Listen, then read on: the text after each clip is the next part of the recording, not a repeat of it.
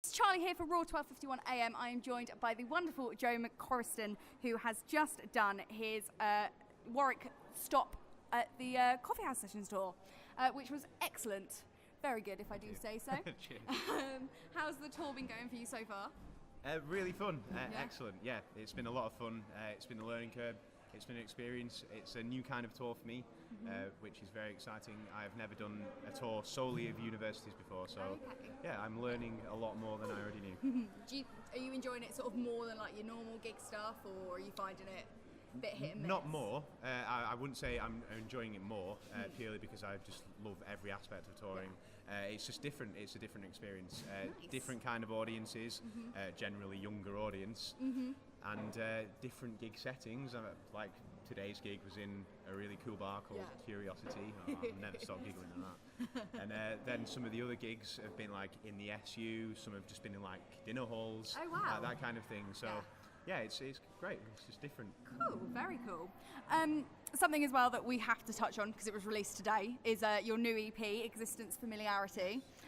Excellent EP. Are you enjoying having it out finally out in the world? Yeah, it's a download only EP, so I keep forgetting. I kept in the run up to the gig, in the run up to the release, I kept forgetting it was coming out today because of this tour. I'm just so busy. Yeah.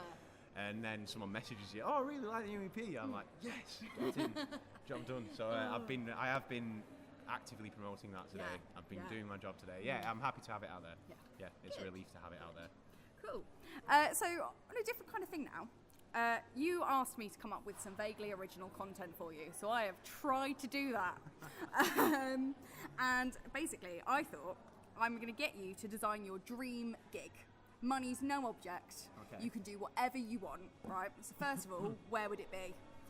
Oh my god. Yeah. Oh my god. I'll put you on the spot. So do I have to choose a venue? No, this is what I want. Yeah. This is good.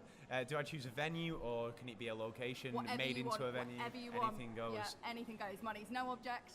Well, one of my dreams is just to visit LA. I don't know why I have some weird fantasy. I romanticize LA. I really want to go to LA, so I would make the gig take place in LA. Nice.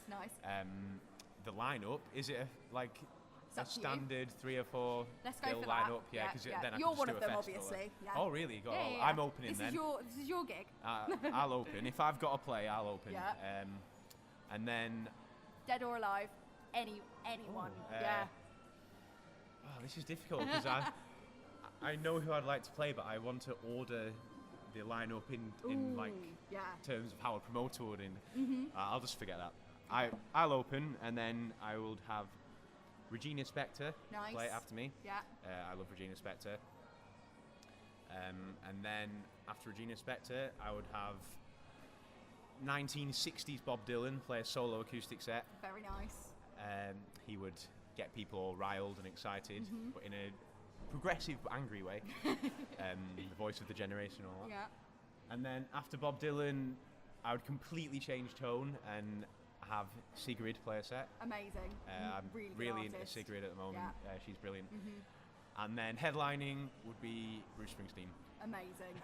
That's a solid lineup. That's a solid gig. I guess next question. Again, money's no object. What would you have on your rider? You could whatever you want. Oh God, I don't know. It's not something I really think about. Yeah. Because at my level, riders are very rarely a thing. Yeah. And when I do get a rider, I'm like, what the hell do I put on it? Like, all I want is water and fruit. Yeah. But I did have one for a gig I did the other day, and I thought, you know what, I'm going to branch out a bit. Oh. I thought, am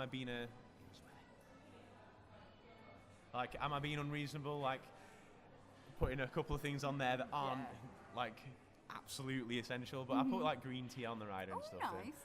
And I don't know. I'll never be one of those like only the yellow Smarties guys or anything. Yeah. I'd ask for a PS4 on my rider. That would be nice. I like that.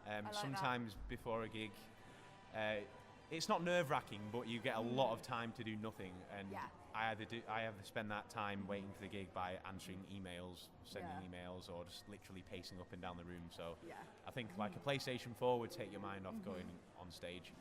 Nice. Or it would kill time anyway. Yeah.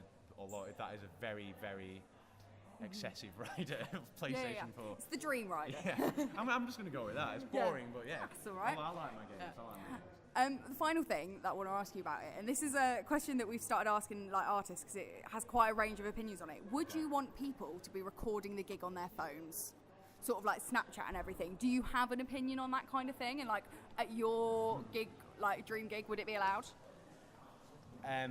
I have mixed feelings on it, purely because there is no way to police it. I would say, like, if I go to a gig, I would take a couple of photos on my phone, and if I remember, because usually you're having lots of fun and listening to music, if I remember, I might take literally a 20-second video clip or something. That's reasonable. There's nothing wrong with that. It's when the artist comes on stage and there are thousands of phones up in the air ready to film the whole thing. That really winds me up. But who's to say who can do, who does what they want? Well, you could. It would be your gig. I'm no fascist though. It's a strange one because if I were to like put in the rules, okay, you can take 3 photos in one video. How the hell do you police that? Yeah, no, that's true. That's true. That's very true. It's a tough one, but I understand why artists get annoyed when they're trying to play to an audience who are meant to be there listening to their music, and sometimes as an artist you want to literally make eye contact with someone in the audience who's singing your songs back to you, and you feel it is that raw connection, and it sounds so cliche, but it is there. That's like the majority of what music is about, and it's very hard to have that connection with someone when they've got a phone in front of their faces videoing you. So yeah, I'm mixed on that one. Brilliant. Okay, we'll move away from your dream concert now. Okay. You mentioned during your coffee house session, and I personally loved this, how much you love musicals. Yeah. And you did a really, really good cover of the one that you want from Grease. Thank you. And I was just wondering, what is your favourite musical? And is it Grease, or is it a different one? It's not Grease, actually. Well, I've been going to more musicals recently because my girlfriend is a dancer and she's into musicals just like me, more so than me. And we've been going to a couple where we can recently, getting cheap tickets and stuff. And we went to see Book of Mormon recently, and that was absolutely fantastic.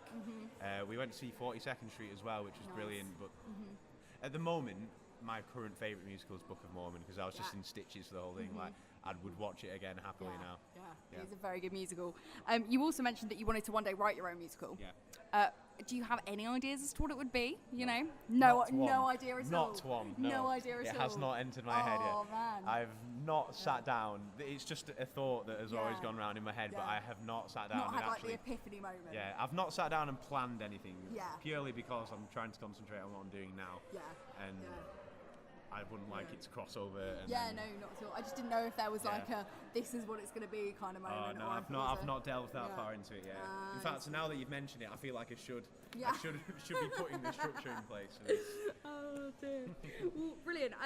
Thank you very much for joining me today. No, thank you. Thank you very much. Whereabouts? Just give a little rundown as to where people can find all your music and everything. You can find my music everywhere online if you just type in my name, Joe McCorrisston, Joe, and then MCCORRISTON.